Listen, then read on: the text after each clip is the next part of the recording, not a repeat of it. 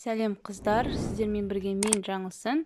Бүгін өте дәмді әрі оңай жасалатын бауырсақты дайындайтын боламыз. Ең алдымен апарасын дайындаймыз. Керекті заттарын толық описаниесіне жазып қоятын боламын. Апарасын дайындау үшін бізге жылы сүт, ашытқы, шекер, ұн қажет болады. Барлығын араластырып, жылы жерге 10 минутқа қойып қоямыз. Дайын болған ашытқыны жылы сүтке салып араластырамыз. Содан кейін 3 ас қасық шекер саламыз. Жарты қасық тұз, 1 ас қасық қаймақ. Қаймақ менде үйдің қаймағы, дүкеннің қаймағы да бола береді. Және 1 ас қасық майонез. Барлығын жақсылап тұрып араластырып аламыз.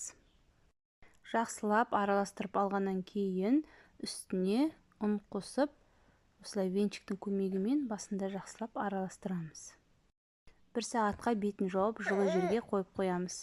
Мінекей менің наным осылай көтерілді. Бір басып, тағы да бетін жауып қоя тұрамыз 15 минутқа. Содан кейін нанымызды жаямыз, қатты қалың қылмай, жұқа қылмай. Осылай дөңгелек пішіндетіп кесіп алдым нандарымды.